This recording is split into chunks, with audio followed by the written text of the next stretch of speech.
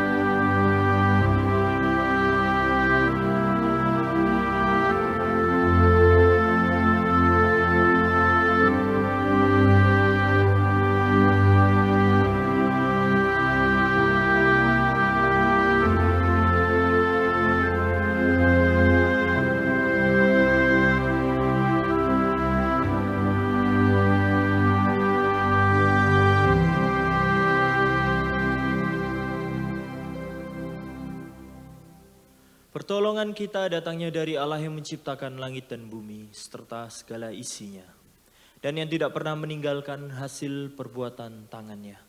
Turunlah kiranya atas kita kasih karunia dari Allah Bapa, Putra dan Roh Kudus menyertai kita sekalian. Amin. Mari bersama kita menaikkan pujian penghormatan kita bagi Allah Tritunggal, Allah yang berkuasa atas hidup kita. Hormat bagi Allah Bapa.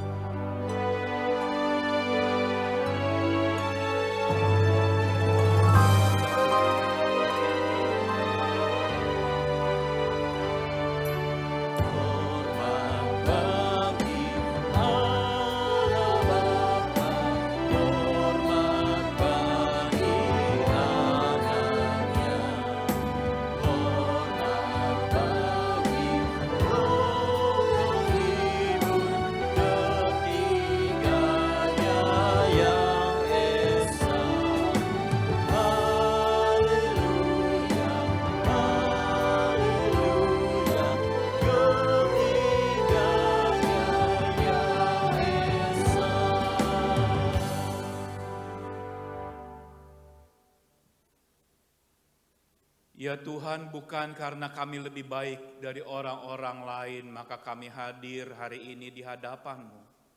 Kami datang dengan segala apa ada kami, penuh dengan kelemahan, kerapuhan, ketidaksempurnaan. Menghadap tahta Allah yang maha sempurna, bukan sekali lagi karena kami lebih baik, tapi karena kami mau memberi diri diperbaiki oleh Tuhan.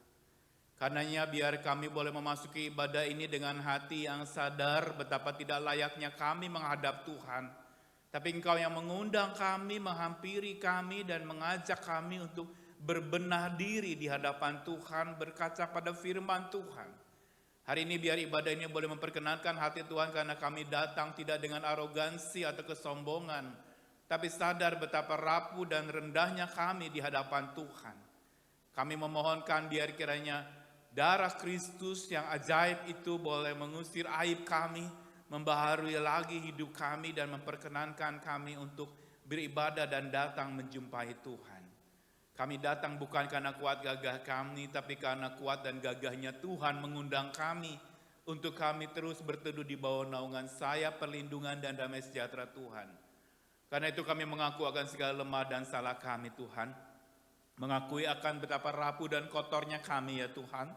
mengakui betapa najis dan tidak layaknya kami ya Tuhan, dan menghadap kepada tahta Tuhan kami datang, mengaku salah, dosa dan pelanggaran kami.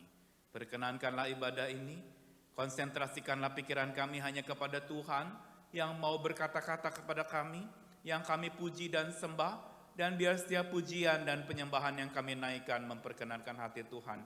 Jadi bau yang harum, menyenangkan hatimu, memuliakan nama Tuhan, dan membesarkan namamu. Terima kasih Tuhan, dan kami menyerahkan ibadah ini dari awal hingga akhirnya. Di dalam nama Tuhan kami, Yesus Kristus, oleh pertolongan Allah Bapa Surgawi, dan bimbingan Roh Kudus. Amin. Jemaat persilahkan duduk kembali. Kembali saya ingin menyapa saudara sekalian yang hadir pada pagi hari ini. Shalom. Apa kabar hari ini? Luar biasa, puji Tuhan. Hari ini apapun kondisi kita, baik itu kecewa, takut, atau penuh dengan pergumulan, mari kita datang dengan hati yang terbuka. Kita mengarahkan pandangan kita bukan pada masalah, tetapi kepada Kristus, sumber pengharapan yang sejati. Amin, Bapak Ibu. Sudah siap memuji nama Tuhan kita? Dialah yang bertahta atas kehidupan kita. Biarlah Dia menjadi sumber kekuatan dan pengharapan dalam kehidupan kita. Mari kita bersama, kita memuji, meninggikan, dan memuliakan namanya lewat puji-pujian kita pada hari ini. Kau bertata atas pujian umat-Mu, kami duja dalam hadirat-Mu, kami masuk dalam tempat kudus-Mu.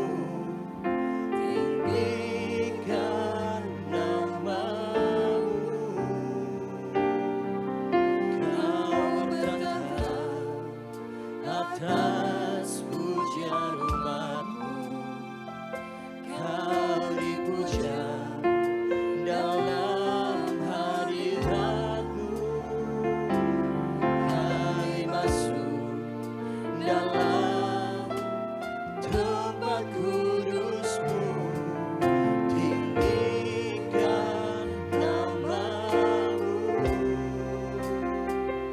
ku tinggikan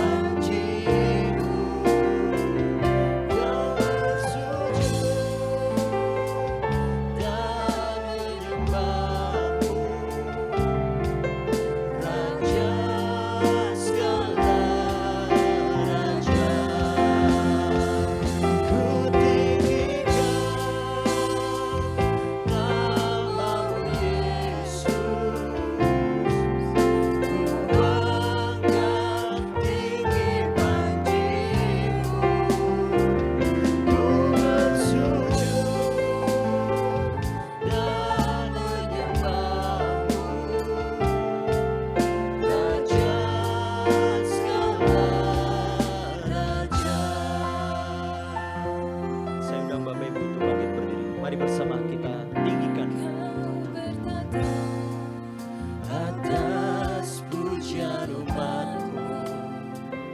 Kau dipuja dalam hadirat-Mu. Kami masuk dalam tempat kudus-Mu. Tinggikan nama-Mu. Kau bertata atas pujian umat-Mu. Kau dipuja dalam hadirat-Mu. Kami masuk dalam tempat kudus-Mu. Tinggikan nama-Mu. Ku tinggikan nama-Mu Yesus. Ku angkat tinggi panji-Mu. Ku bersujud dan menyembah-Mu. Raja segala raja. Ku tinggikan nama-Mu Yesus. Ku angkat tinggi panji-Mu. Ku bersujud dan menyembah-Mu. Raja segala raja.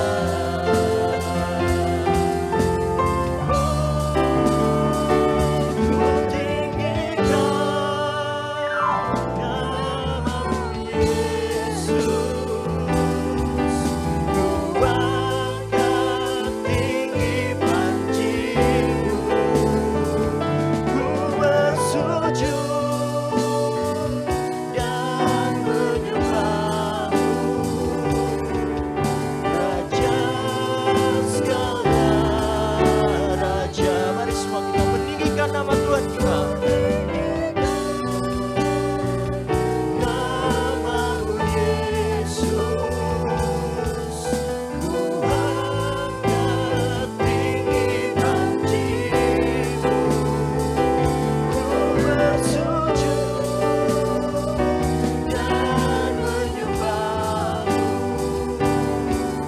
Raja segala raja. Raja segala raja. Raja segala raja.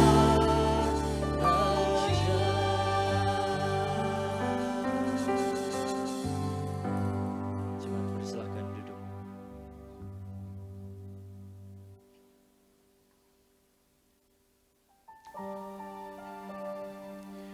Di mata dunia, salib adalah lambang kekalahan, penderitaan dan kematian. Namun bagi kita umatnya yang percaya, salib justru menjadi sumber pengharapan bagi setiap hidup kita. Di atas kayu salib itu, Yesus menanggung dosa kita, luka kita, dan kegagalan kita. Dia adalah Allah yang setia, yang selalu menopang dan memberkati setiap kita. Mari bersama kita mempersiapkan diri kita untuk masuk di dalam firman Tuhan pada pagi hari ini.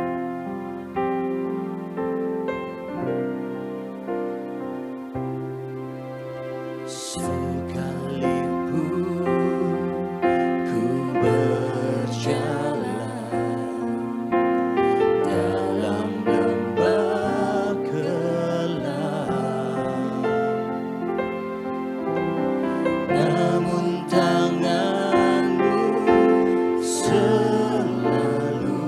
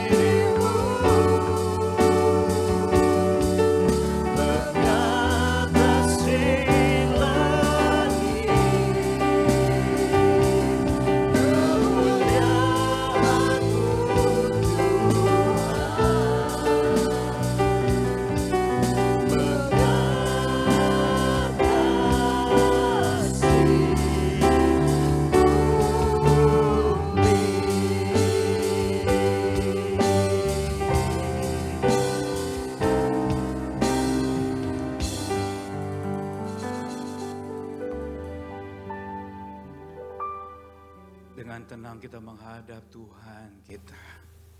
Mudah bagi kita dari mulut mengatakan tinggikan dirimu, meninggikan Tuhan. Tapi bukankah dalam kehidupan kita lebih suka diri kita yang ditinggikan, ego kita yang kita tinggikan, kemauan dan keinginan kita yang ditinggikan. Dan ketika itu tidak terjadi, maka kita mulai memarahi Tuhan. Kita mulai kecewa kepada Tuhan. Lagu yang kita nyanyikan tadi mengajak dan mengundang kita untuk sungguh-sungguh meninggikan Dia. Bukan sekedar di pujian yang indah terdengar. Bukan sekedar nyanyian lagu di dalam kata-kata kita. Tapi keseharian kita. Dia tinggi dan kita rendah. Dia agung dan kita tidak layak. Dia mulia, kudus, dan kita najis dan kotor. Hari ini berdoa mohon Tuhan yang layakkan kita. Air mengalir ke tanah yang rendah. Dan berkat firman Tuhan hanya bisa mengalir ke hati-hati yang rendah di hadapan Tuhan. Hati-hati hamba yang mau menghamba dan melayani Tuhan, mengabdi dan menyembah Tuhan. Mungkin ini sudah kesekian kalinya kita beribadah. Tapi biar saat ibadah hari ini, kita memberi diri bukan sekedar mendengar, merenungkan. Tapi kita juga boleh bergemar untuk merenangi firman itu dan melakukan. Karena itu bagian terpenting dari pelayanan firman Tuhan.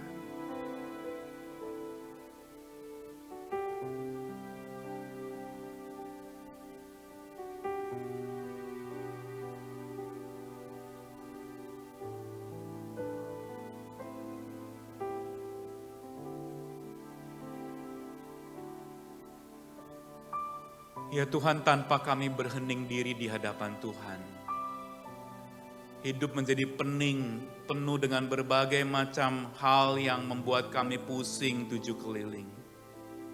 Tapi Tuhan, dengan kami belajar hening dan mendengarkan Tuhan, kami didamaikan, ditentramkan oleh tangan Tuhan yang menggenggam kami.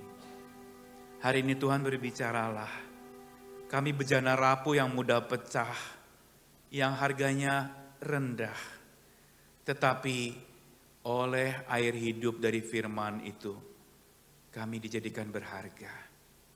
Karena yang terpenting bukan apa yang ada di sekitar kami, tapi apa yang ada di dalam kami. Itulah yang kami pasrahkan kepada Tuhan. Hati kami, batin kami, dipenuhi, diisi oleh firman Tuhan. Inilah kami, murid-murid-Mu mau belajar firman-Mu. Inilah kami anak-anak-Mu mau mendengar suara-Mu. Inilah kami hamba-hamba-Mu yang mau melakukan firman Tuhan. Dalam kasih Kristus Yesus, oleh pertolongan Allah Bapa Surgawi dan bimbingan Roh Kudus, kami menyerahkan pemberitaan firman Tuhan hari ini. Semua yang percaya kepada firman Tuhan katakan amin. Sebelum duduk, sapa teman kanan kiri, bilang firman Tuhan baik untukmu. Firman Tuhan baik untukmu. Selamat dengarkan firman. Saling sapa satu dengan yang lain. Bicara dan katakan dari hatimu. Kalau sudah salaman baru boleh duduk. Shalom. Apa kabar? Luar biasa. Luar biasa apanya nih? Luar biasa panasnya Surabaya. Atau luar biasa kacaunya hidup kita ya. Dunia lagi kacau balau hari ini. Banyak orang yang galau karena minyak naik. Dan karena minyak naik semua harga akan menjulang tinggi. Filipina sudah mengumumkan ini krisis yang benar-benar mengerikan.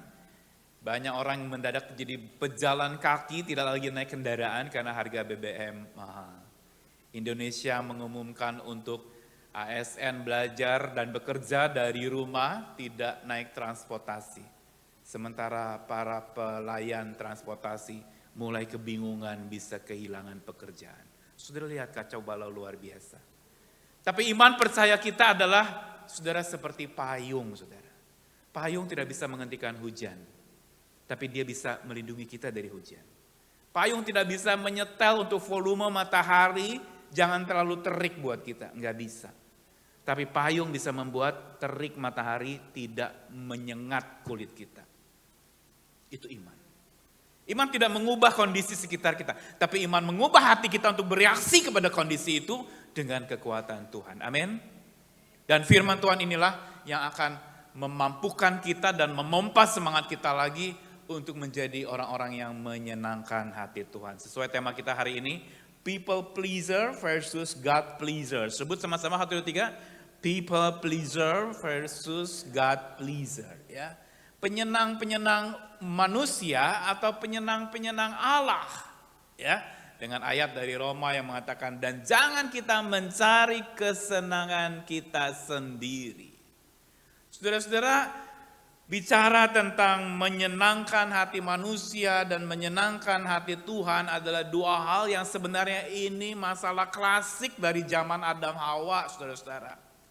Zaman di mana mereka pada saat itu digoda dan langsung tergodanya adalah apa? Mereka mencoba menyenangkan diri mereka sendiri. Bukankah Hawa digoda dengan kata-kata si jahat dengan mengatakan, kalau engkau makan buah ini engkau akan jadi seperti Allah. Mulai egonya muncul, keakuannya muncul. Saya yang mau jadi seperti Allah dan Allah jadi saya.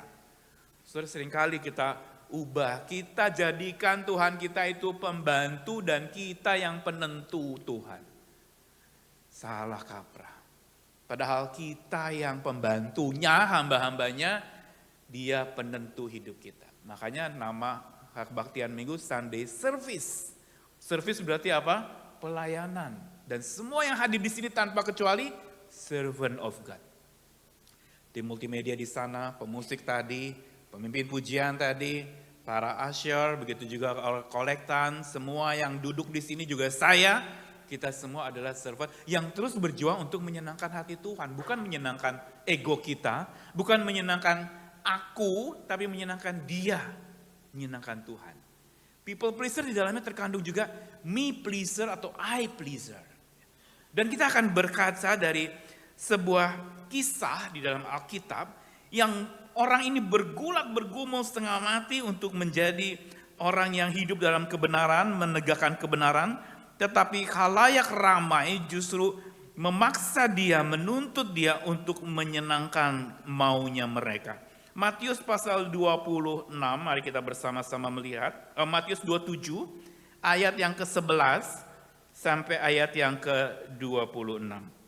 Matius 27 ayat 11 sampai 26. Bagiannya cukup panjang. Kita akan sama-sama membaca bagian firman Tuhan ini. Kita membacanya kalimat demi kalimat. Jadi Bapak Ibu Saudara buka Alkitabnya dan lihat. Lalu kita baca kalimat. Jadi kalau kalimat ada akhir titik, ada akhir tanda baca sebuah kalimat, itu gantian bacanya ya. Mulai saya dulu ya. Matius 27 mulai ayat 11.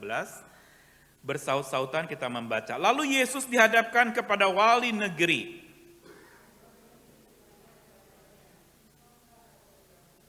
Jawab Yesus, engkau sendiri mengatakannya.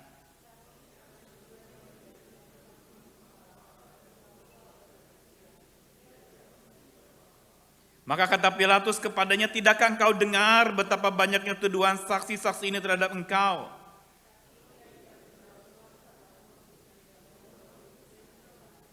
Telah menjadi kebiasaan bagi wali negeri untuk membebaskan satu orang hukuman pada tiap-tiap hari raya itu atas pilihan orang banyak.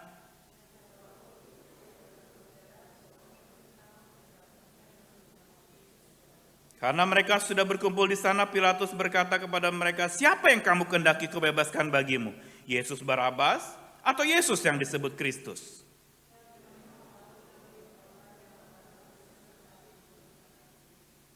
Ketika Pilatus sedang duduk di kursi pengadilan, istrinya kirim pesan kepadanya, jangan kau campuri perkara orang benar itu.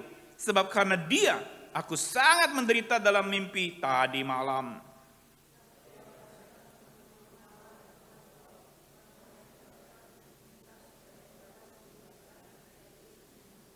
Wali negeri menjawab dan berkata pada mereka, siapa di antara kedua orang itu yang kamu kehendaki kubebaskan bagimu? Kata Pilatus kepada mereka, jika begitu apa yang harus kuperbuat dengan Yesus yang disebut Kristus? Katanya, tetapi kejahatan apa yang telah dilakukannya?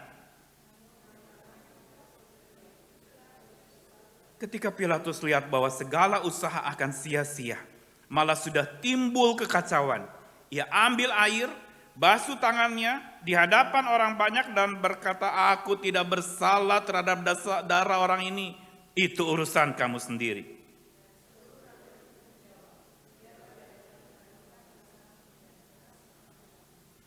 Lalu ia membebaskan Barabas bagi mereka.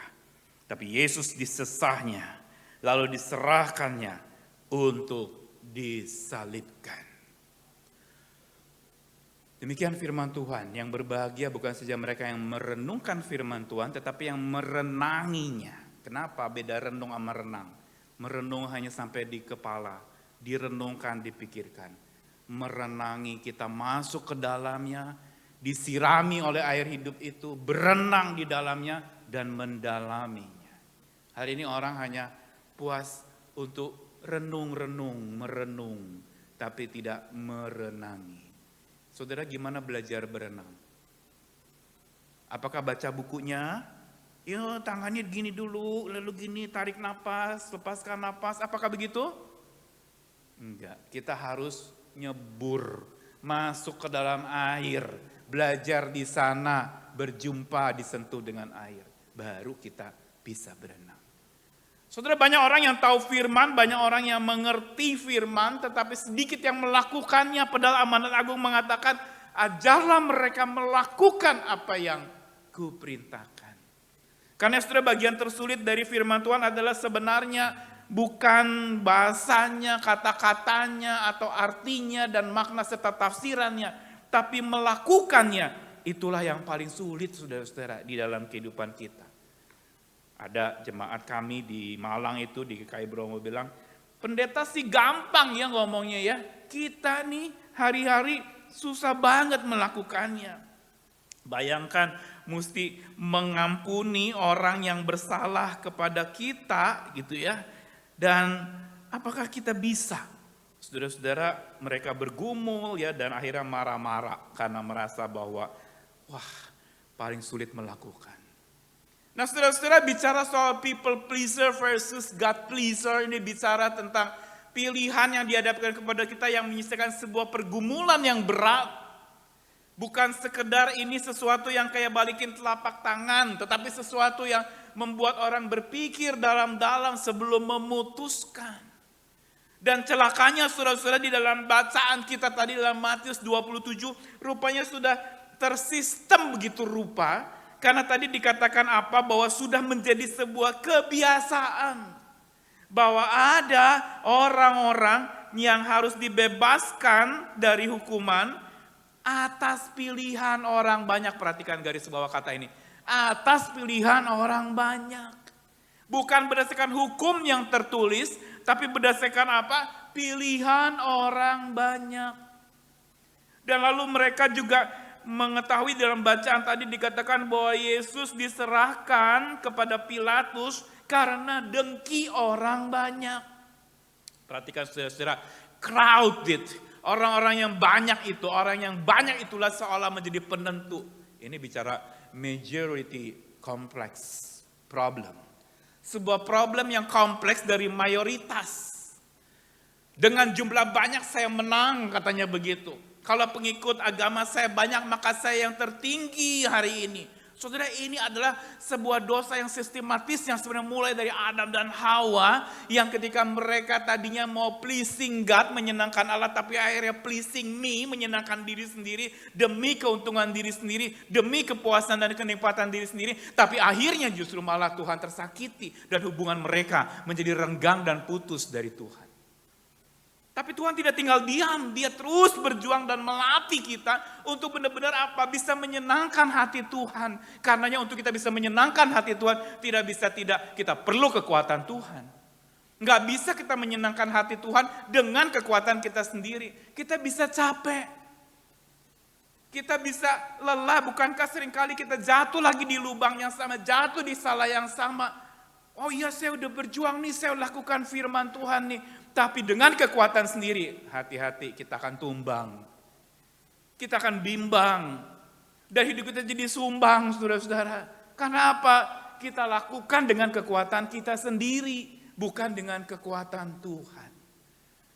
Padahal sebenarnya saudara-saudara, pergulatan orang yang menyenangkan hati Tuhan dan menyenangkan hati orang lain, ini adalah seperti ini, saudara-saudara. Gambarannya. Ya.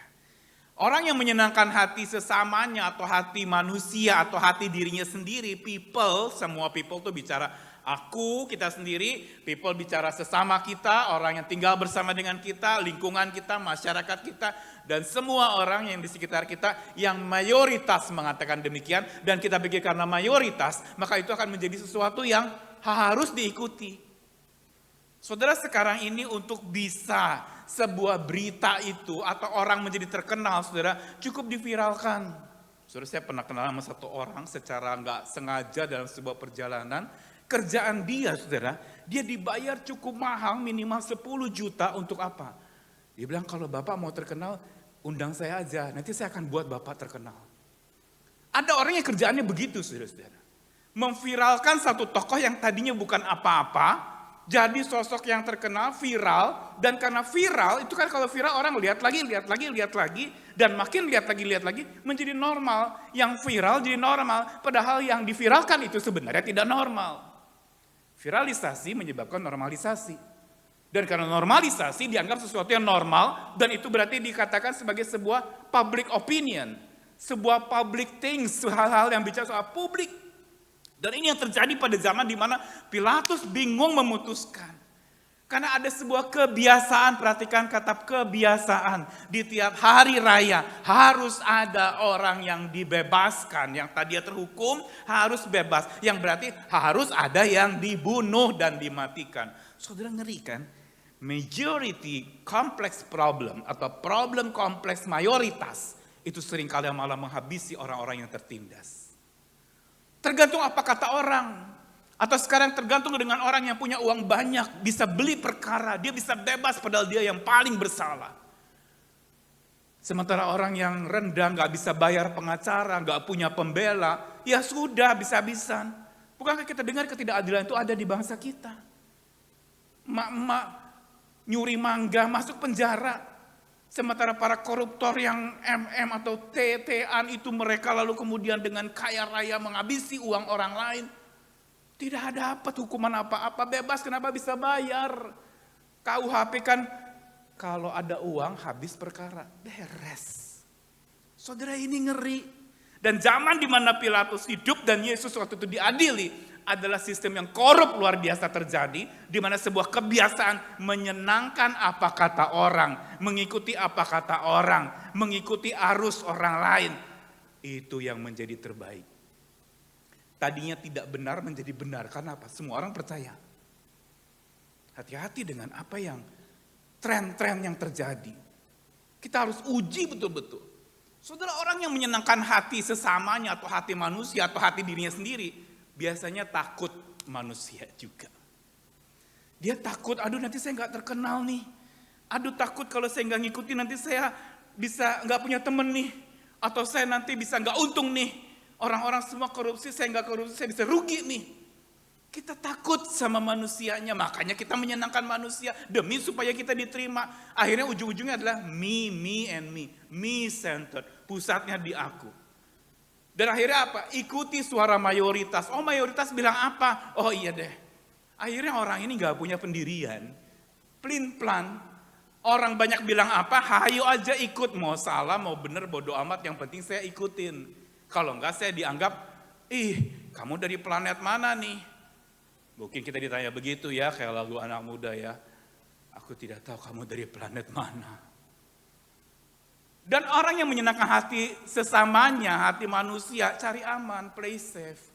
Ya daripada saya rugi, udahlah cari aman, iyain aja. Orang bilang begitu ya iyain aja. Yes man, yes woman, akhirnya banyak berseliweran di sekitar kita. Atau jangan-jangan kita bagian dari itu. Say yes Because apa? Play safe. Main aman, cari aman. Dan orang-orang kayak gini menunda ketaatan. Nanti deh, kalau udah reda, jangan di depan orang lain dah. Saya taatnya sembunyi-sembunyi aja dah. Menunda ketaatan. Saudara, pada zaman itu juga kita kenal ada dua tokoh yang sembunyi, saudara. Yaitu Nikodemus dan Yusuf Arimatea. Mereka adalah bagian dari sebuah sistem ketatanegaraan. Ya, Yusuf Arimatea itu adalah seorang anggota mahkamah. Waktu pengadilan Yesus diputuskan untuk disalibkan, dia ada di sana. Tapi dia nggak bisa ngomong, kenapa? Resiko jabatannya bisa hilang. Kehilangan pekerjaan. Dan dia bisa dibenci sama kelompok mahkamah. Karena apa? Dia tidak ikut kata sepakat vonis untuk menjatuhkan hukuman kepada Yesus. Orang-orang yang menyenangkan hati manusia, hati kerumunan orang, menunda ketaatannya. Dan selalu menjaga citra, jaim namanya, jaga image. Demi supaya saya diakui, terkemuka, diterima, dan lalu dipuja-puja, maka saya ikuti apa kata orang. Akhirnya nggak mereka kompromi, saudara. Ikuti. Ya udahlah Pak, jangan terlalu suci lah, jangan fanatik lah, ikut Tuhan mah nggak gitu-gitu amat, begitu kan? Saudara-saudara, orang yang mau jaga citra, lupa citra dirinya gambaran Allah. Orang yang jaga image, lupa bahwa dirinya image of God. Serupa dan segambar Allah yang harusnya menjaga kesucian itu begitu rupa. Kompromi. Padahal Tuhan mengatakan dalam Roma 12 apa? Be transformed, do not conform. Conform to kompromi, jangan kompromi tapi berubah oleh pembaruan budimu. Jangan jadi serupa dengan dunia ini. Alkitab jelas mengatakan. Tapi kenapa pada prakteknya sulit? Karena memang menyenangkan hati Tuhan itu harus diawali dengan hati yang takut akan Tuhan, yang ikuti kebenaran, siap berkorban. Kita seringkali gak mau jadi korban dan gak mau berkorban, akhirnya kita makan korban. Harus ada yang dijadikan tumbal. Dan saat itu Yesuslah yang dijadikan tumbal. Yesus Barabas bebas, tetapi Yesus Kristus harus disalibkan. Orang yang menyenangkan hati Tuhan, taatnya enggak tunda-tunda. Harus segera saat itu juga. Putuskan sekarang, esok kan terlambat. Kalau hari ini kau dengar suara Tuhan, segera putuskan. Jangan tunggu besok, jangan tunggu lusa, jangan tunggu nanti. Nanti deh, kalau udah sukses baru saya ikut Tuhan ya. Kalau usaha saya lancar, kalau omset saya bertambah, kalau keuntungan perusahaan saya meningkat, baru saya taat. Tunda-tunda taat, tunggu apa? Berkat dulu dong Pak, berkat dapat saya taat. Enggak ada berkat, enggak taat. Iya, saya sayang sama Tuhan, I love Him. Tapi ini juga penting. Nah, kan? Ya, ada dua tangan gini ya. Gini, kalau digeser artinya lain kan? Wani piro ya, cuannya berapa? Ikut kebaktian dapat apa? Saudara, tadi saya cerita tentang ada Dr. Richard Theo di Singapura umur 40 tahun almarhum, tapi kisahnya menarik. Dia dokter hebat sekali dalam ahli bidang kecantikan, saudara, bedah kulit kecantikan. Waktu dia lulus S1 kedokterannya, dia lalu kemudian mau ambil spesialis apa? Dia mau ambil spesialis paru kalau nggak salah. Tapi dia hitung kalau spesialis paru itu, wah uangnya nggak banyak nih. Akhirnya dia pindah ke spesialis bedah kecantikan. Karena dia hitung-hitung, dia kalkulasi dengan modal segini, sekolah kedokteran, untungnya harus lebih dari itu. Dan dia pikir waktu itu dia catat bahwa memang yang paling diminati dokter yang laris manis adalah dokter ahli bedah kecantikan. Dan dia mulai belajar itu, benar jadi ahli bedah kecantikan. Banyak pasiennya buka klinik di mana-mana Richard Theo itu, termasuk katanya di Indonesia ya. Tapi di usia 40 dia rajin nge-gym, yang masih single, gagah, ganteng, kaya raya. Dia bilang saya pengen beli Ferrari tapi uang saya belum cukup, saya mau terus praktek buka klinik di sini, buka klinik di sana supaya saya bisa punya uang banyak. Tapi tiba-tiba habis latihan gym dia mengalami tulang belakangnya kok sakit, ini ada apa nih low back pain dia gitu ya. Mungkin kurang latihan stretching apa, dia mulai latihan tapi tetap gak hilang-hilang sakitnya. Periksa ke dokter. Ya dokter biasanya susah cari dokter lain, tapi ini udah ke dokter lain diperiksa. Ini sakitnya lain. Lalu akhirnya diperiksa MRI, ada nih yang bisa metastase nih, mengembang nih di tulang belakangnya. Ternyata kanker ganas. Dokter bilang only 6 months, hanya 6 bulan lagi engkau masih bisa menikmati hidup. Ini hanya bisa bertahan sangat singkat karena ganas luar biasa menyerang kemana-mana.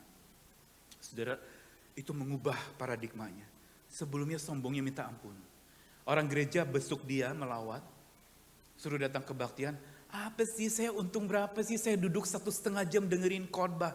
Sementara saya 1,5 jam bisa layani berapa pasien. Satu pasien saya bayar berapa M untuk konsultasi aja, untuk nanti tindakan medis operasinya. Di gereja saya yang mesti kasih uang, saya nggak dapat uang. Ngapain kebaktian nggak ada cuannya? Waduh, dia ngomong begitu. Orang gereja kehilangan kata-kata.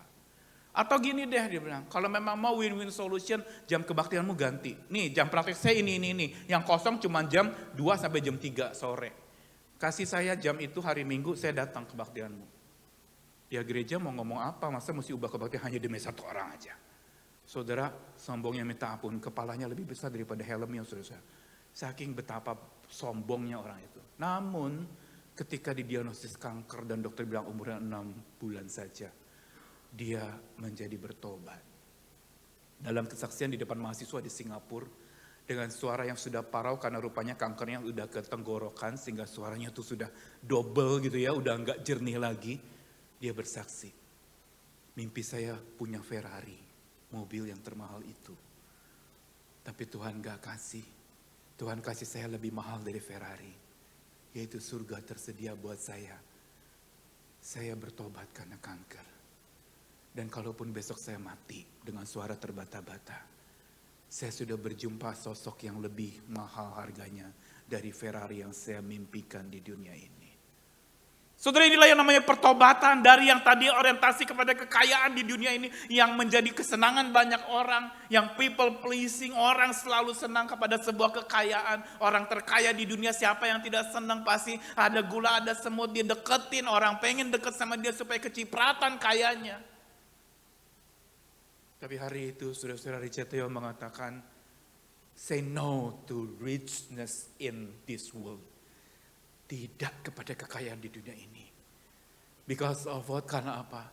The richness in heaven is more important for me. Is more precious. Sangat dan lebih berharga dari hidup saya. Saudara ingat Sakius. Tadinya hidupnya adalah bergelimang harta. Begitu dia bertobat, saudara-saudara. Tadinya dia jaga image luar biasa. Tapi ketika dia bertobat, apa yang terjadi? Dia taat segera tanpa menunda ketaatannya. Separuh hartaku kuserahkan kepada orang miskin, sisanya kubayar untuk menggantikan orang yang pernah kuperas 4 kali lipat. Kalau mau hitung-hitung, nominal, ludes hartanya bahkan minus. Mungkin rumah tempat di mana Yesus nginep bersama dengan dia itu menjadi rumah yang akan dijual. Karena apa? Udah gak ada uang lagi. Kenapa ada Sakius yang kayak gitu, yang tadi kaya rela melepaskan kekayaannya demi untuk sesuatu pertobatan. Karena dia tahu ada something more value, ada sesuatu yang lebih berharga daripada apa yang ada di genggamannya. Saudara, berkat yang terlihat, yang terhitung dan terpegang tidak akan ada lagi. Tapi yang tidak terlihat, tidak terhitung, tidak terpegang itu selalu ada. Apa yang terlihat? Uang kita. Apa yang terpegang? HP kita. Sekarang ini dia lagi genggam kita, bukan kita yang genggam dia. Nggak bisa kita seolah-olah dia genggam kita. Apa yang terhitung? Uang kita bisa hitung. Wah, berapa nih? Cuan berapa nih?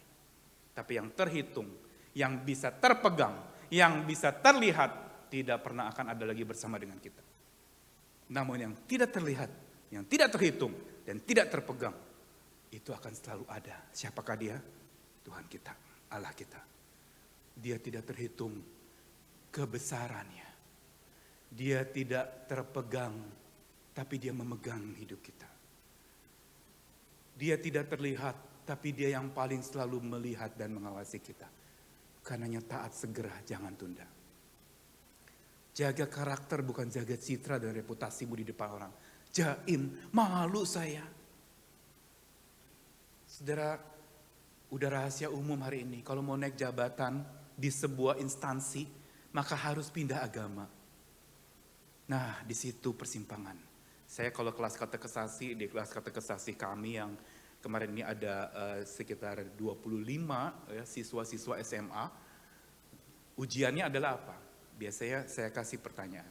Kalau engkau dihadapkan pada pilihan dalam hidupmu, antara memilih Tuhan Yesus tetap setia kepadanya, atau memilih misalnya pacarmu beda iman dan mengajak menikah, atau engkau dihadapkan pada ketika dikerja di kantor lalu kemudian engkau diiming-imingi keuntungan tapi harus pindah agama, engkau pilih apa? Itu salah satu pertanyaan yang saya ajukan dalam ujian katekesasi.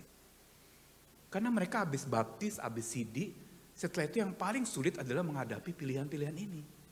Pleasing God or pleasing people.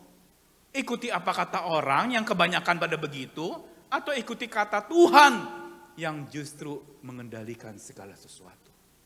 Orang yang menyenangkan Allah akan selalu berdiri teguh. Tidak kompromi. Punya prinsip. Kenapa? Makanya kita disuruh jadi garam. Karena garam punya pengaruh, mencegah kebusukan, memberi rasa.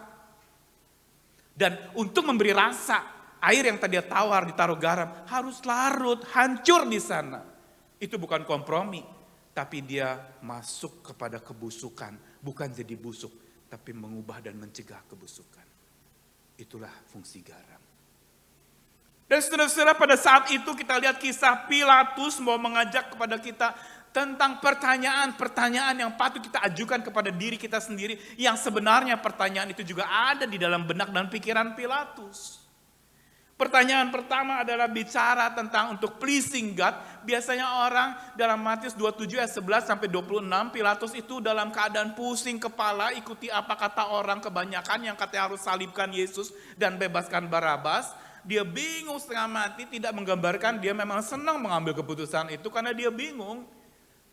Memilih mereka yang banyak atau memilih satu, yaitu Tuhan Yesus.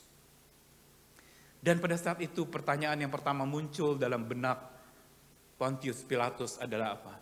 Priority. Untuk pleasing, menyenangkan, kita perlu tahu prioritas hidup kita. Kalau yang kita senang, yang kita prioritaskan uang, maka kita akan menyenangkan diri kita dengan uang.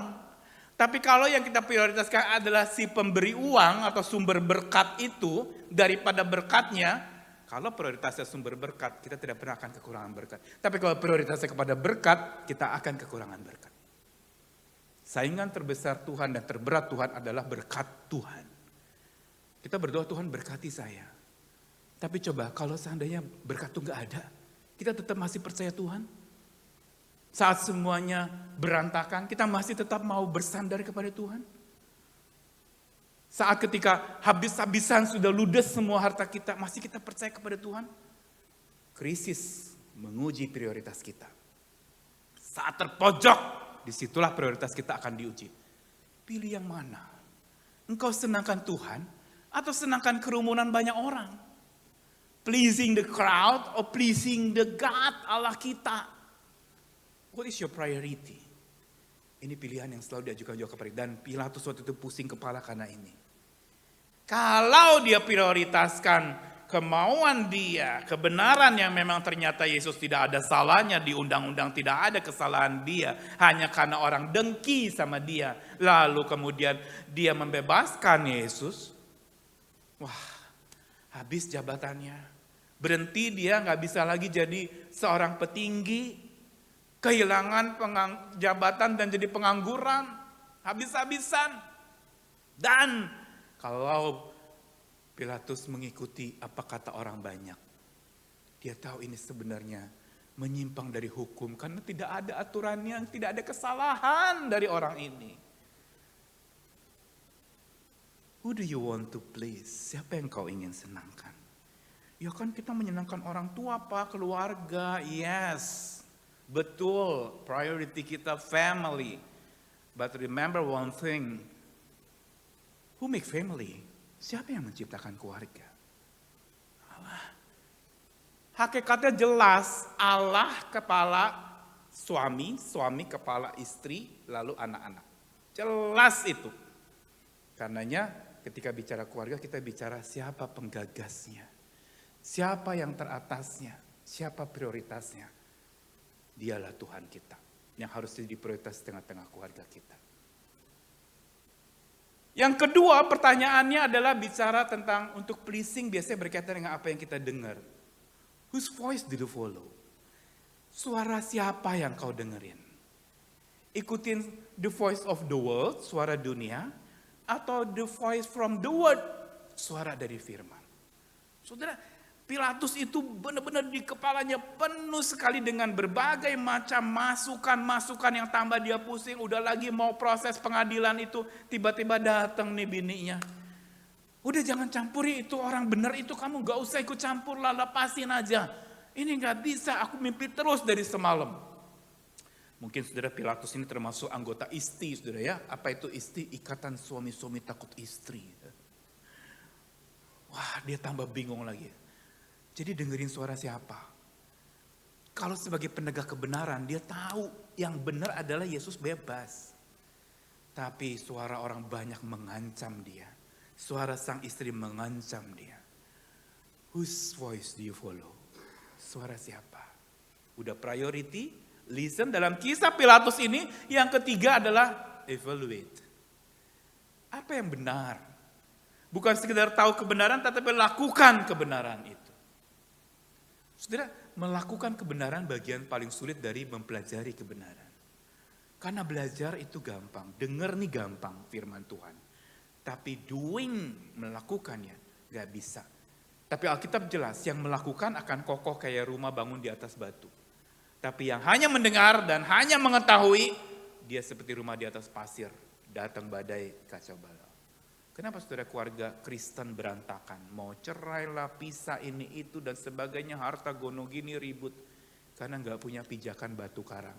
Hanya punya pasir. Dengernya banyak, berbuatnya sedikit.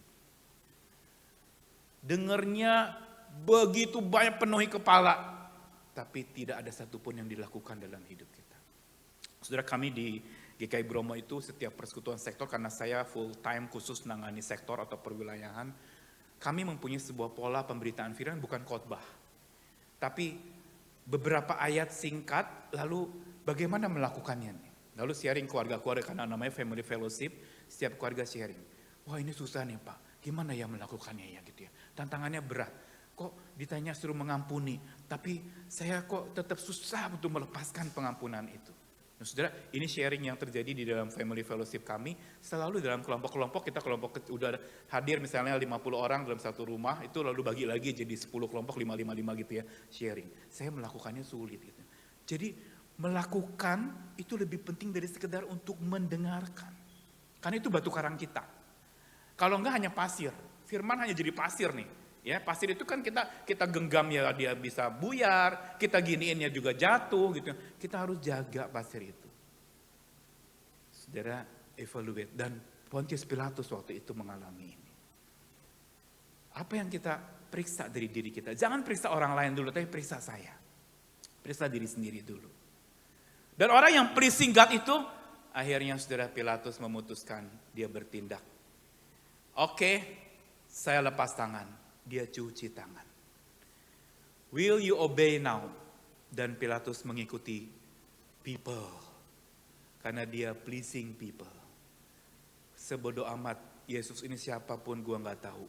Tapi yang penting, jabatan saya aman, saya bisa tetap memimpin, jabatan saya tidak terganggu, saya tetap punya uang, saya tidak jadi pengangguran, dan saya tetap akan dapat berkat.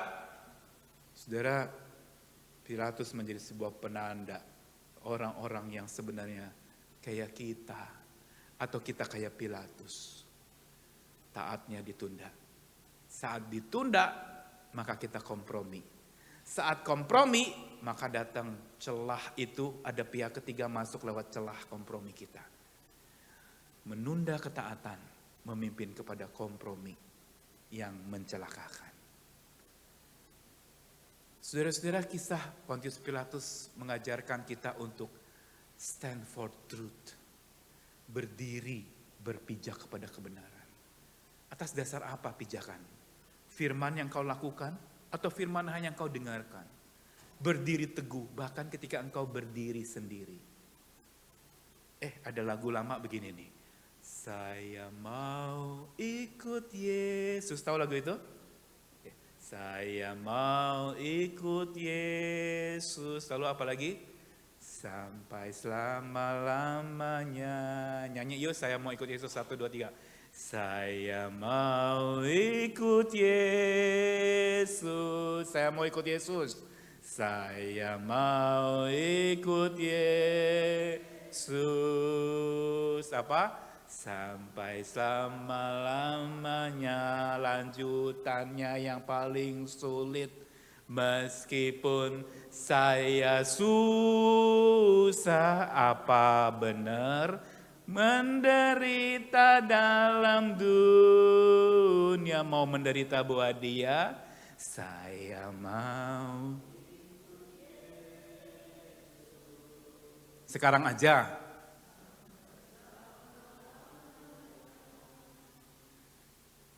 Iya, saya mau ikut. Tapi jangan susah menderita dong, Pak.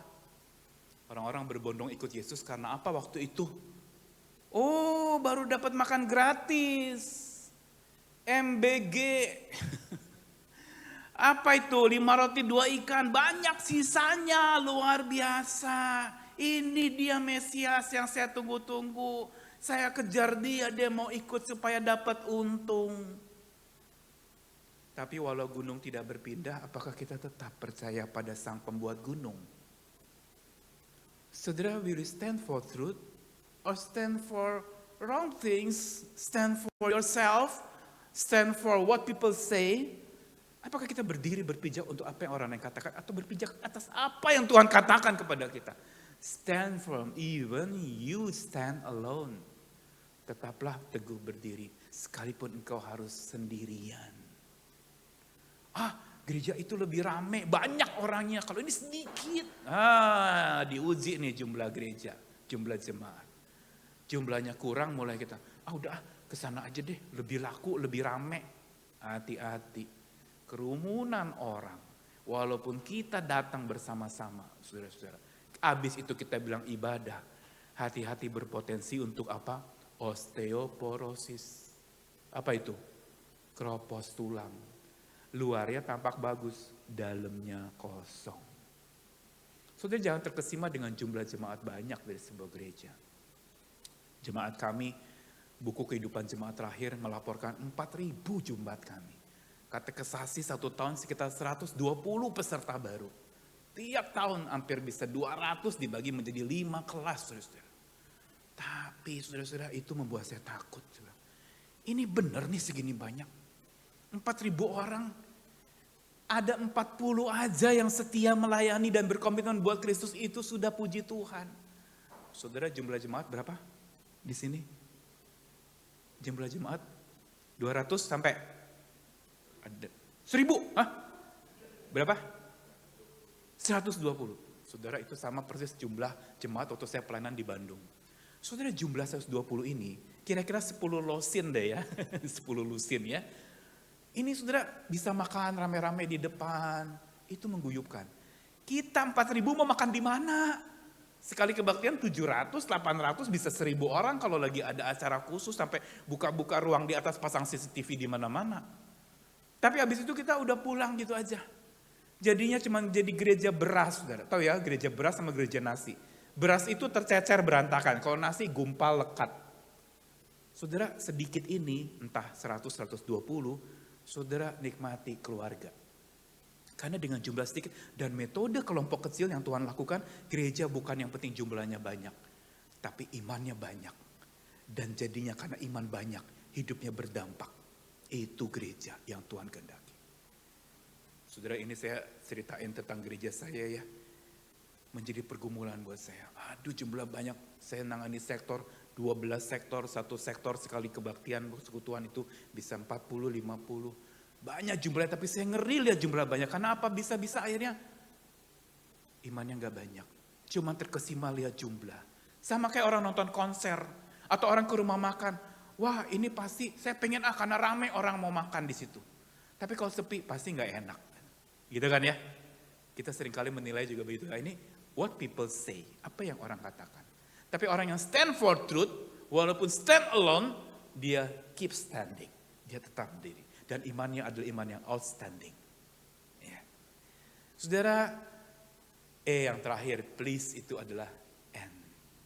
Setiap pilihan ada konsekuensi. Pilatus sekalipun dia sudah putuskan itu, konsekuensinya dia bergumul dalam hatinya.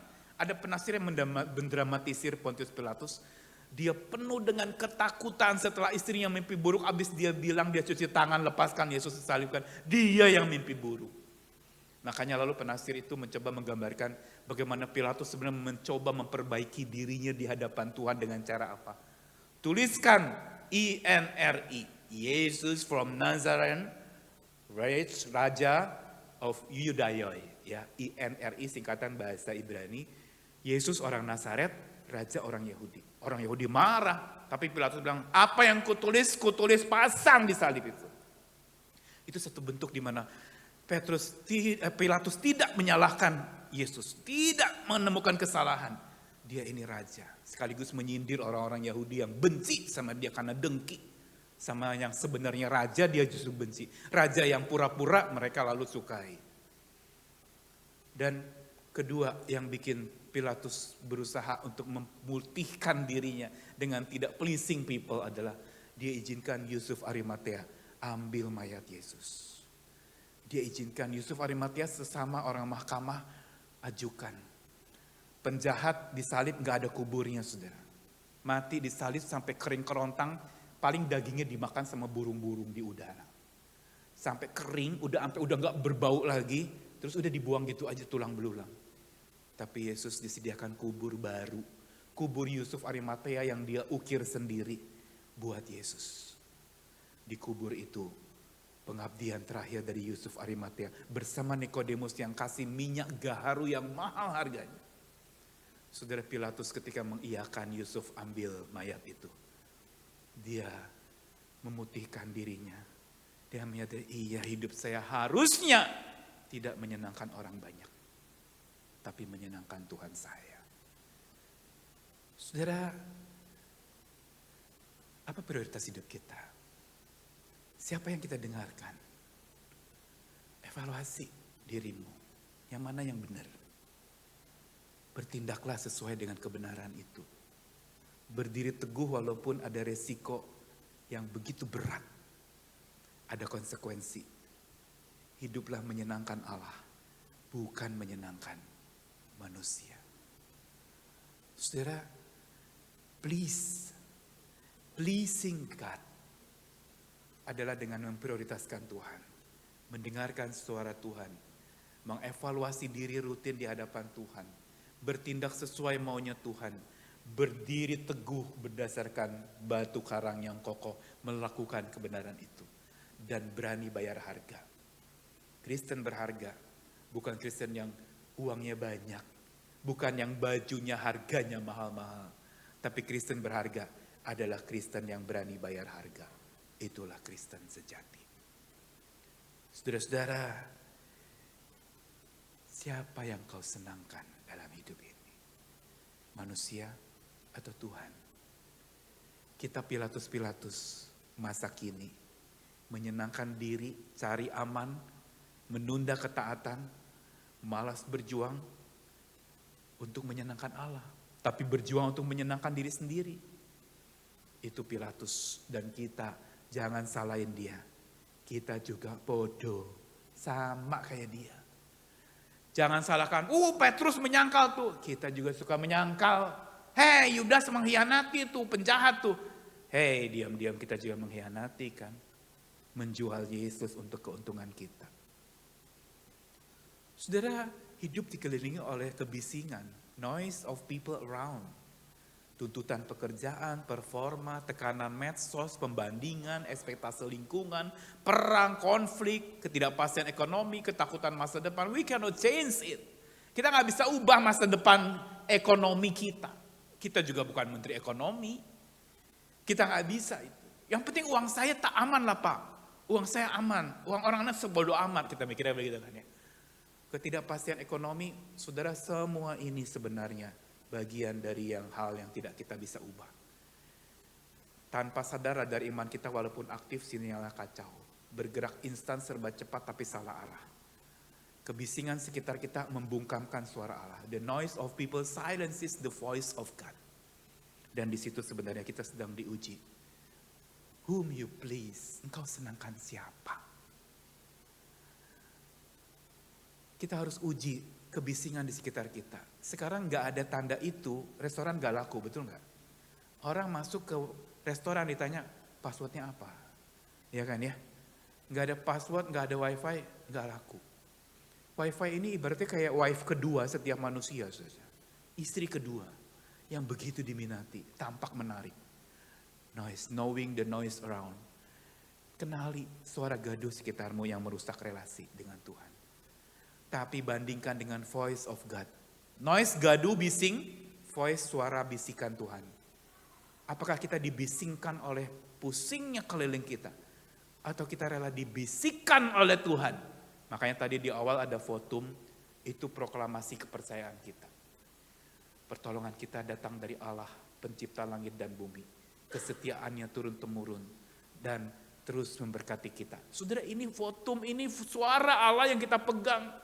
Karenanya ibadah ini berdasarkan suara Allah, bukan berdasarkan suara manusia yang berkhotbah, juga bukan berdasarkan suara hati kita yang mendengar khotbah, tapi suara Allah, the voice from God, the voice of God.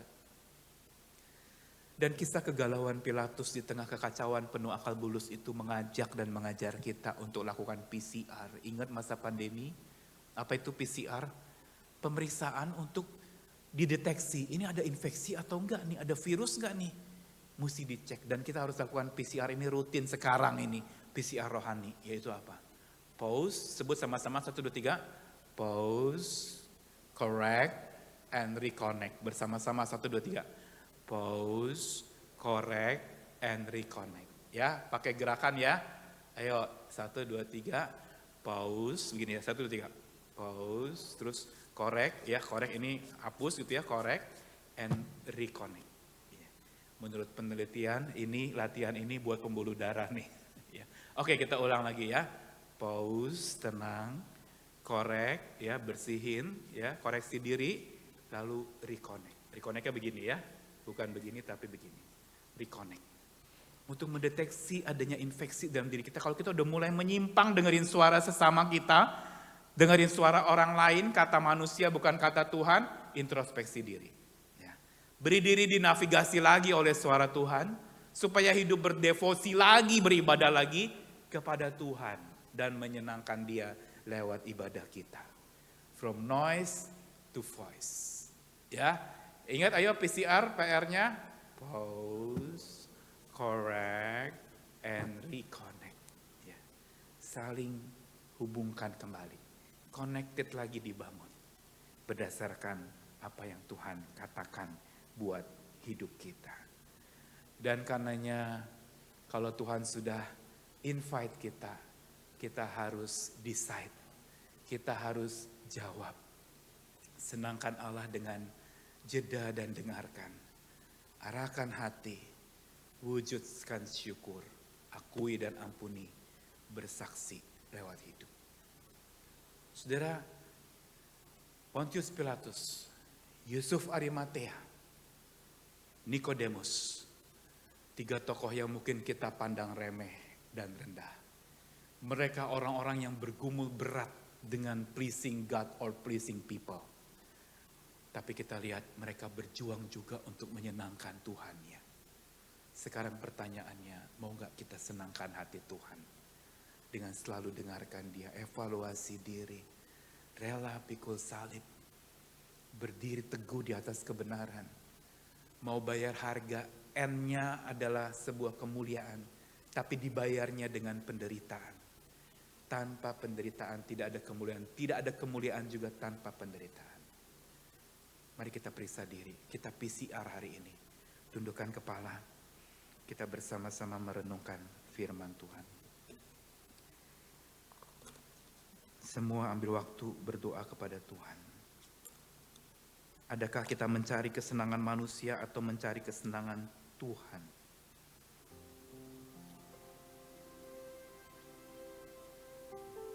Semua berdoa.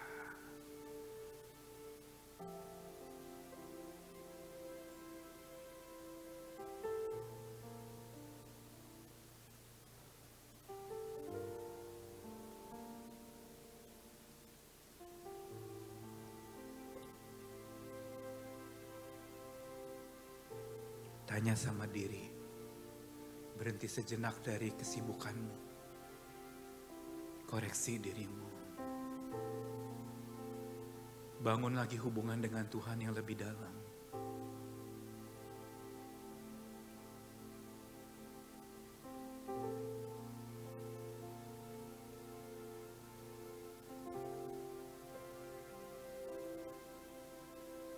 Tuhan, ku mau menyenangkan-Mu. Tuhan, bentuklah hati ini jadi bejana untuk hormat-Mu, cemerlang bagai emas murni. Tuhan, ku mau menyenangkan hati-Mu. Tuhan, ku mau menyenangkan-Mu. Tuhan, bentuklah hati ini jadi bejana untuk hormat-Mu, cemerlang bagai emas murni. Musik saja. Tanya sama dirimu, engkau lagi cari kesenangan siapa? Menyenangkan dirimu sendiri? Menyenangkan orang-orang yang kau cintai di sekitarmu? Atau menyenangkan Tuhan yang mencintaimu lebih dari segalanya? Mungkin kesenangan-kesenanganmu yang engkau senangi itu kau ikuti begitu rupa. Tapi engkau melupakan Tuhan yang sedang menyenangi, yang sangat menyenangi kita. Dia mau menyenangkan hidup kita sesungguhnya dengan cara apa? Dia memenangkan kita dari dosa, dari keinginan daging, dari segala hasrat yang menjerat, dari segala berkat yang menipu. Hari ini coba pikirkan dan jawab dalam hatimu masing-masing. Bilang sama Tuhan, Tuhan, saya mau menyenangkan-Mu saja. Ampuni saya nggak bisa berjuang sendiri untuk menyenangkan hati Tuhan. Benar, kita tidak bisa menyenangkan hati Tuhan tanpa kita dekat dan mengandalkan kekuatan Tuhan. Hari ini datang kepada Tuhan. Kalau Tuhan akhirnya menyadarkan Yusuf Arimatea, menyadarkan Nikodemus, juga mengingatkan Pilatus untuk berjuang menyenangkan hati Tuhan, melampaui menyenangkan hati khalayak ramai dan apa yang dia katakan orang-orang pada waktu itu. Mari hari ini biar kita berdoa, Tuhan, mampukan telingaku bisa memfilter apa yang patut ku dengar dan apa yang tidak patut ku dengar. Biar suara Tuhan sajalah yang terngiang di pikiran saya, di hati nurani saya, di jiwa dan batin saya. Sehingga itu yang memimpin saya dalam melewati kebisingan sekitar saya yang bikin pusing kepala saya. Dengar bisikannya, melampaui bisingnya dunia ini. Mari merendah di hadapan Tuhan. Katakan kepada Dia,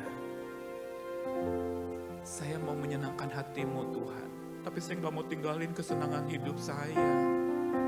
Tuhan bilang, aku berikan kesenangan yang lebih dari yang kau nikmati sekarang dalam kesenangan-Mu itu. Senang karena menang, senang yang kekal, senang yang dunia berikan, senang sementara, senang yang kuberikan, senang abadi. Tak ada air mata, tak ada cacat celah lagi, tidak ada sakit penyakit lagi, tidak ada ratap tangis lagi. Tidak ada duka cita dan perkabungan lagi. Tidak ada kelumpuhan dan kecacatan lagi. Ada terang benderang kasih Tuhan. Itulah kesenangan abadi yang Tuhan sediakan karena kemenangan jiwa kita oleh Tuhan. Siapa yang hari ini berkata di hadapan Tuhan, Tuhan, saya mau hidup menyenangkan hati Tuhan. Mampukan saya, tuntun saya supaya saya terus bisa menyenangkan hati Tuhan. Siapa yang berkata demikian sambil kau pejamkan mata, tunduk kepala, angkat tangan sebentar lalu turunkan lagi. Angkat tangan sebentar, turunkan lagi. Angkat tangan sebentar, turunkan lagi. Biar hidup kita menyenangkan hati Tuhan saja. Ada lagi? Siapa yang bilang, Tuhan saya mau menyenangkan hati Tuhan. Selama ini saya selalu menyenangkan diri saya sendiri. Selama ini saya selalu cari kesenangan buat saya sendiri. Saya lupa ada Tuhan yang sedang menyenangkan saya, yang sedang menyenangkan hati saya dengan memenangkan saya. Siapa yang berkata, Tuhan saya mau menyenangkan hatimu. Yang berkata demikian, yang tadi belum angkat tangan sebentar lalu turunin lagi. Puji Tuhan, puji Tuhan. Menyenangkanmu, senangkanmu. Mari kita berdiri semua. Hanya itu kerinduanku, menyenangkanmu, senangkan hatimu. Hanya itu kerinduanku. Sekali lagi, menyenangkan.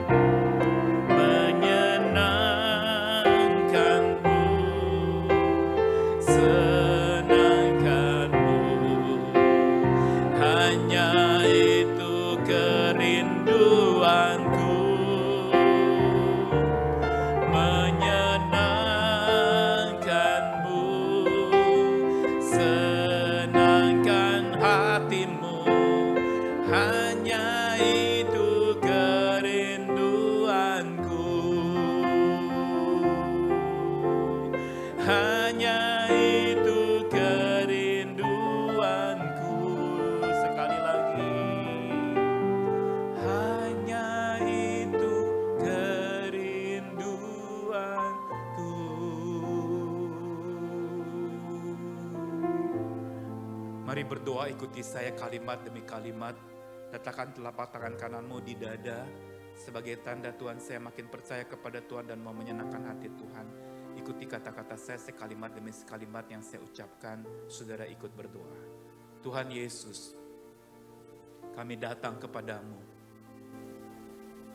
Terlalu sering ya Tuhan, kami mencari kesenangan diri sendiri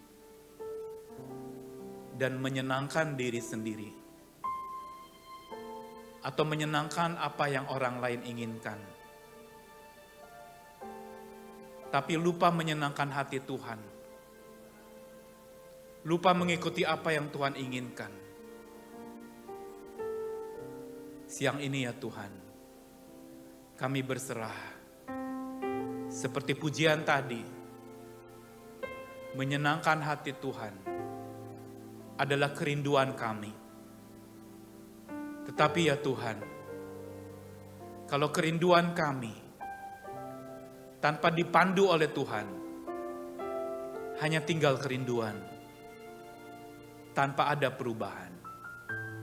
Karenanya hari ini Tuhan, mampukan kami untuk memberi diri, dipandu oleh Tuhan, menyenangkan hati Tuhan, lewat hidup yang berkenan, lewat hati yang berkenan, lewat pikiran yang berkenan, dan lewat perilaku yang berkenan di hati Tuhan. Tolonglah kami Tuhan, baharui terus komitmen kami menjadi Kristen-Kristen yang rela bayar harga karena keberhargaan kami, karena kami mau bayar harga untuk kemuliaan nama Tuhan. Dalam kasih Kristus Yesus, kami berserah diri. Oleh pertolongan Allah Bapa Surgawi, kami mau dibimbing, dan oleh pendampingan Roh Kudus, kami mau selalu diinsyafkan. Amin. Mari kita menaikkan doa syafaat. Bapak Ibu tidak perlu ikuti kata-kata saya. Bapa Surgawi, hari ini kami berdoa menyerahkan untuk bumi, dunia yang sedang kacau balau hari-hari ini. Kami tidak bisa berbuat apa-apa selain hanya membicarakannya, hanya mengomentarinya, hanya mungkin mengeluhkannya. Tapi Tuhan, Engkau pegang kendali atas segala sesuatu. Ketika kelangkaan bahan bakar yang makin menjadi global di mana-mana, ketika krisis ini sudah di depan mata dan makin menampakkan sebuah kekacauan yang tambah parah lagi. Oh Tuhan, kami berserah kepada kilau kasih Tuhan dan bijaksana-Mu. Kami mohonkan hari ini bersyafaat buat bumi ini, buat peperangan yang terjadi. Ada orang yang bahkan bangsa-bangsa yang memakai dana begitu besar untuk saling membunuh. Oh Tuhan, insyafkanlah dan pertobatkanlah bumi ini, pertobatkanlah dunia ini, manusia-manusia ada di dalamnya supaya peperangan sesegera mungkin dihentikan. Dan bahu-membahu manusia di muka bumi ini, apapun dan siapapun mereka boleh saling melengkapi, boleh saling mengisi satu dengan yang lain, bukan menghabisi satu dengan yang lain.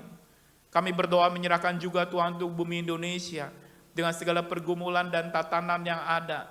Kami tidak pernah berhenti terus mengomentari dan membaca kekacauan itu, bahkan membuat kami makin tambah stres dengan segala kekacauan yang diberitakan. Tuhan, kami serahkan ke dalam tangan Tuhan.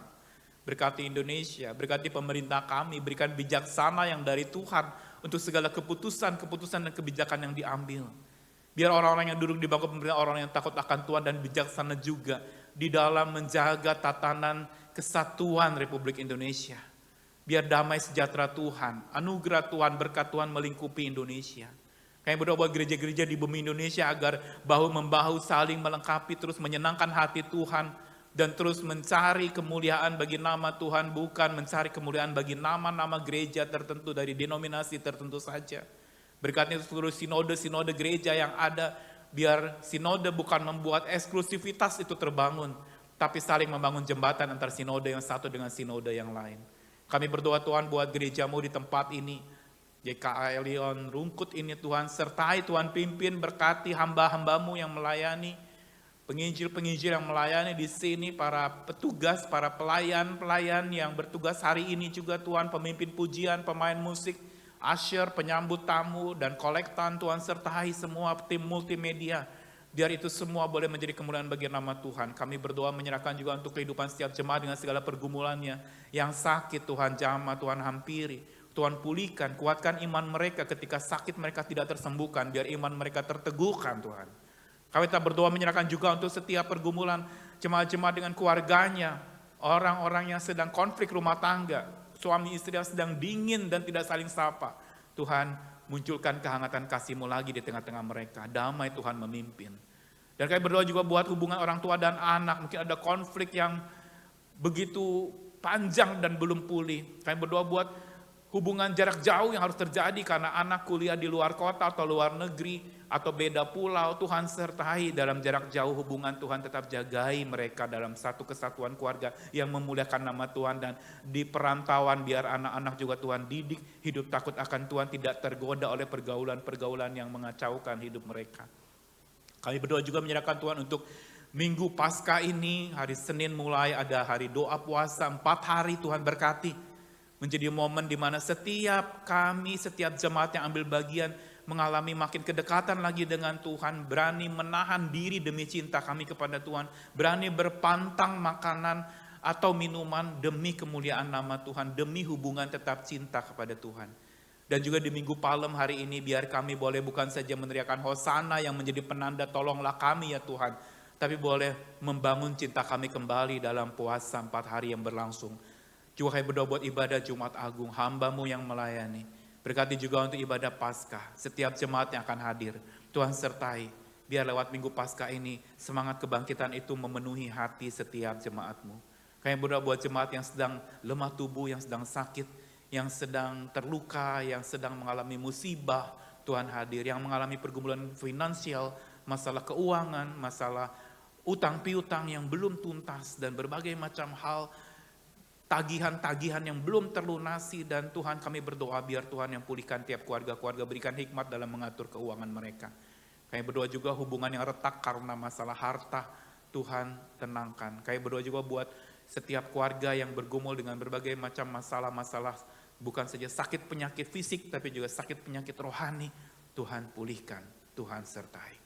Kami naikkan syafaat kami ini Tuhan, di dalam kasih-Mu Yesus Kristus, Juru Selamat dan Juru Syafaat kami, yang penuh cinta dan selalu mendengarkan kami. Kami mau belajar terus, berbicara kepada Tuhan dan mendengarkan suara Tuhan, lebih dari suara dunia ini. Dalam kasih-Mu kami berserah. Amin. Sambil tetap berdiri, firman Tuhan mengatakan Dengan hati kita percaya, dengan lidah kita mengaku. Karenanya mari kita akui pengakuan iman kita dari lidah kita. Pengakuan iman rasuli dengan perlahan, tapi hayati setiap kata demi kata sebagai tanda ini dia yang saya pegang dalam hidup saya. Mari kita proklamasikan bersama.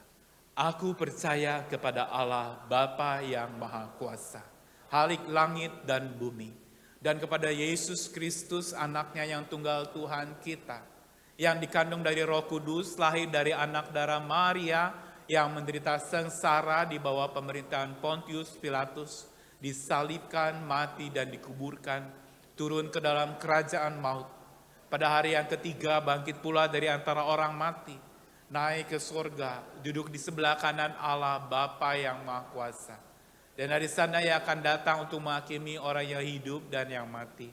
Aku percaya kepada Roh Kudus, gereja yang kudus dan am, sekutuan orang kudus, pengampunan dosa, kebangkitan tubuh, dan hidup yang kekal.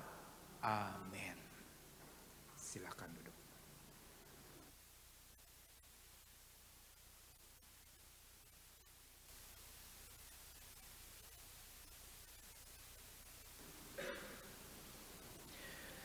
Firman Tuhan kembali mengingatkan setiap kita bahwa hidup kita bukan untuk menyenangkan manusia, melainkan Tuhan.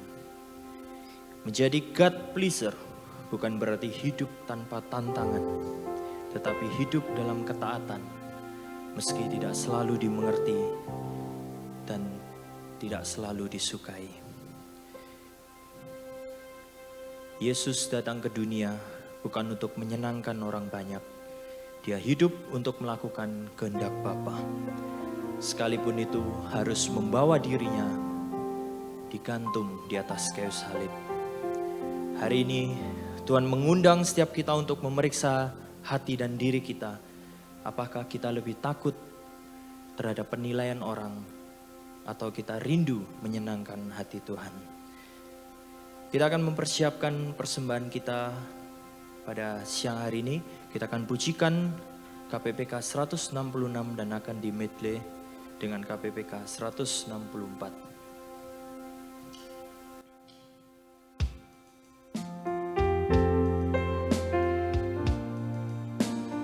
Persembahan akan dijalankan.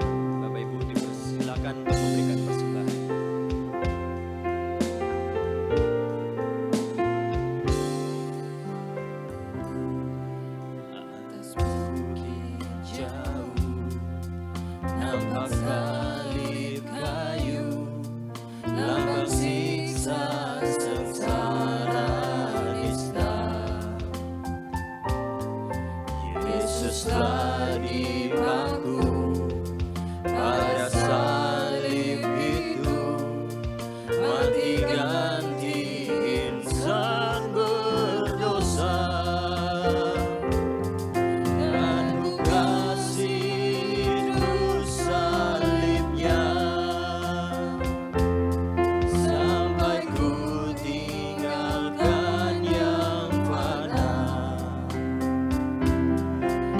Akan ku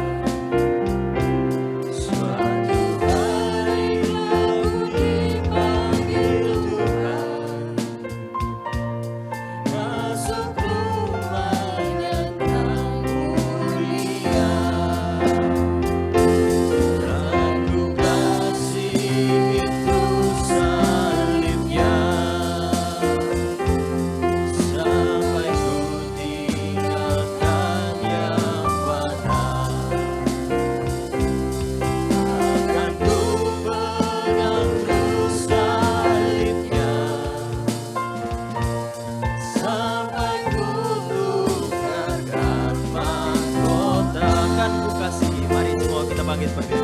Dan ku kasih terus salibnya, sampai ku tinggalkan yang benar. Akan ku pegang terus salibnya, sampai ku tukar mahkota. Salibnya, amatlah mulia. Dosaku disucikan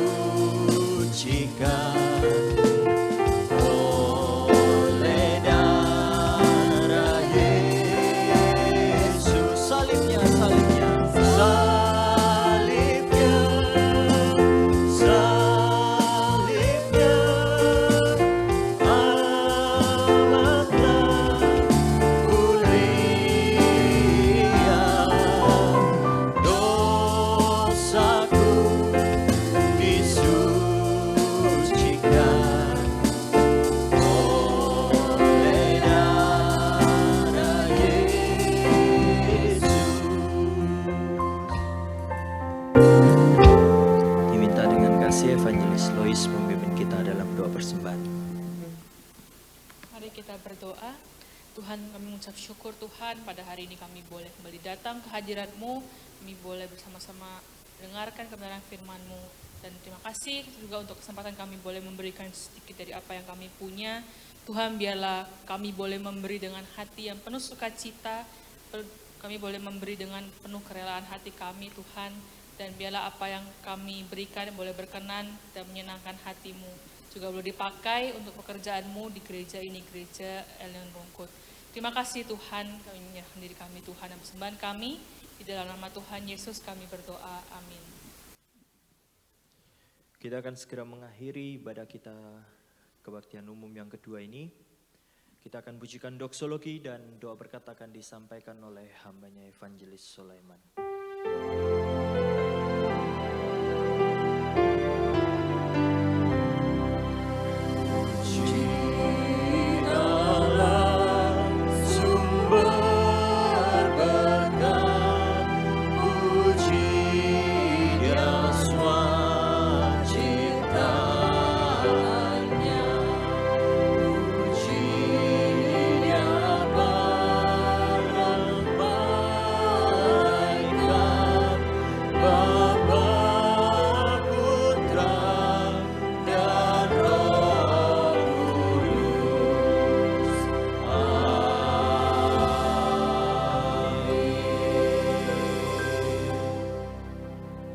Jemaat yang dikasihi oleh Tuhan, pulanglah dan ketahuilah bahwa Allah begitu mengasihi engkau, mengasihi seluruh keluargamu, dan mengasihi seluruh hidupmu.